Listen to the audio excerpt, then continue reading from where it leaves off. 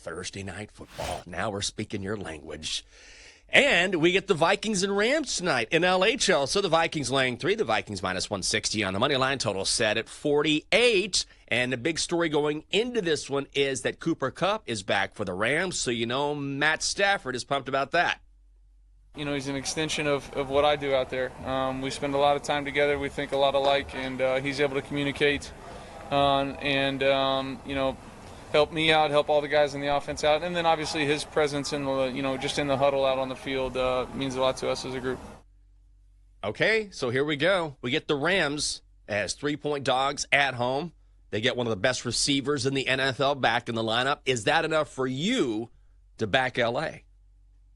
I don't know, though. It feels like a trappy line for the Vikings because who's looked like the much better team this year? It's been the Vikings. And I feel like the key stat that I was looking at here is how is Matt Stafford going to be faring under pressure? If you look at his entire career, I thought he was somebody who maybe would be all right under pressure. But this year, it has not been the thing. He's had one of the worst passer ratings under pressure this season, and he's been under a lot of pressure because that offensive line has been absolutely decimated for most of the year.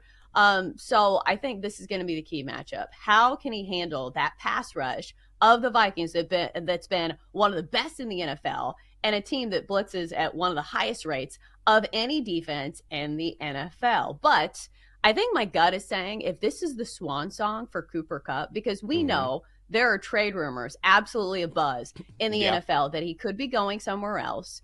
Maybe it's a big game between these two. Because here's the thing. When you have Matt Stafford, when you have Cooper Kupp, and when you have Sean McVay, you at least have something. You at least have a fighting chance, and especially at home. So maybe this line is too good to be true, but I still think that I'm leaning heavily towards the Vikings. I am. I will probably play the Vikings at -3. It seems so square, doesn't it? Doesn't this feel like such a square play? Man, in a big way.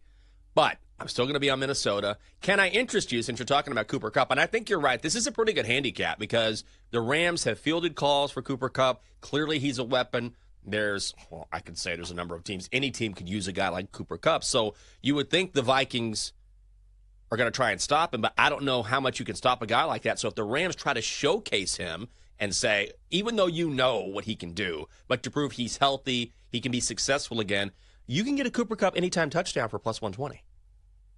Or you just take his receiving prop at 69.5. Nice.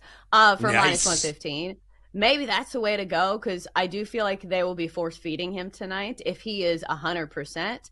And it does feel like maybe this is the swan song because these two have had such, a good time together in LA where we saw Cooper Kupp win Super Bowl MVP. Or you could spin it the other way and say, okay, Cooper Kupp just being on the field should make Matt Stafford better because even when he's not catching passes, he's at least going to be a decoy and maybe help out, take some pressure off the other receivers. So Matt Stafford's passing prop this week is 238.5, which feels pretty low for a team that likes to throw the football. It feels like the game script would go along if you believe the line that the Vikings are true favorites here. I think Matt Stafford is going to be throwing the ball a ton. So maybe you hit the over on his passing yardage prop, or you could just take Cooper Kupp's.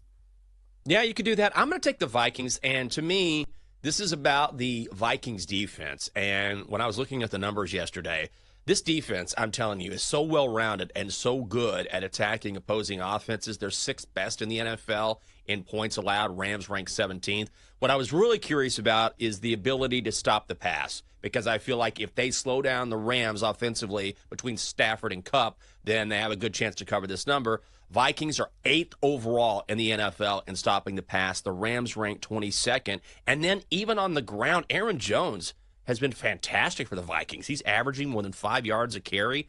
I just don't know if the Rams are going to be able to keep up with the weapons that the Vikings have, even though Cooper Kupp is returning, and the number seems small enough. So I'm going to be on the Vikings -3. I think all of these bets could possibly hit, though, because don't they all fall into the same game script? If you're thinking that the Vikings win and you think the Vikings are ahead in this game, you would take the passing props for the opposite side. And you take, a look at maybe who's going to be the number one receiver. or you go with the running back for the Vikings. Like you mentioned, Aaron Jones has been fantastic so far this season. His prop tonight set at 68.5. He's hit this in 3 of the last 4 games and has gone over this by quite a bit in those games. Had 102 against the Texans, 93 against Green Bay, and 93 against the Lions, even in a loss. So it feels like they're relying on him out of the backfield quite a bit, no matter what the game script is. But if you do feel like the Vikings are winning this one and they want to put it away late, I think Aaron Jones is the guy, especially when you're looking at a prop that's under 70 here.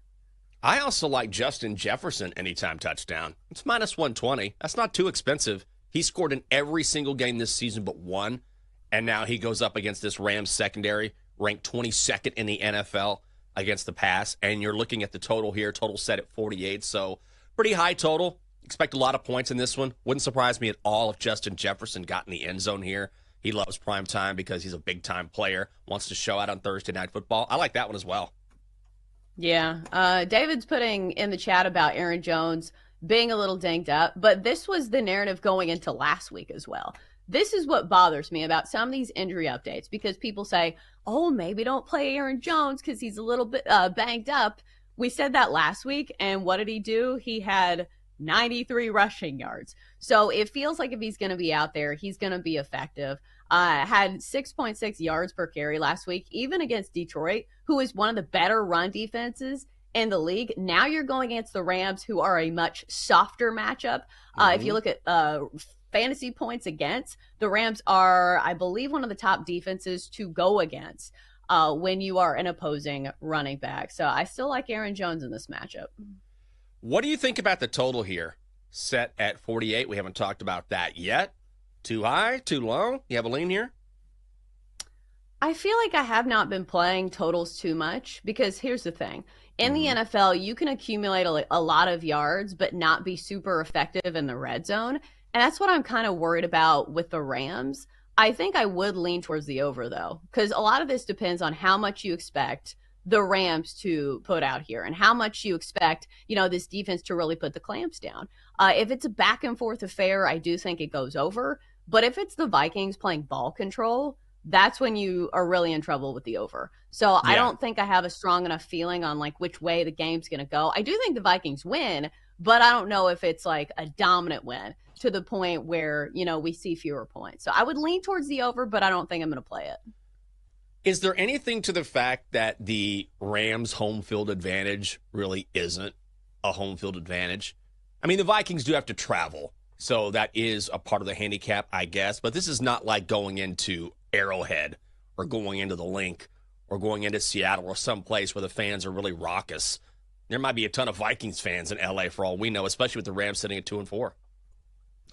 I think the only part that enters the handicap here is just the fact that it's indoors, right? Yeah. There's not going to be any type of weather or elements that are going to affect the passers here. So I think that maybe goes more towards the favor of the over. I think both these quarterbacks can sling it. We know Matt Stafford indoors can put up some really good numbers. So that's the only way I see it making a difference, because it's nothing new. Like the Rams never have a home field advantage, but yet they won a Super Bowl. Yeah. So I don't know how much it enters the chat.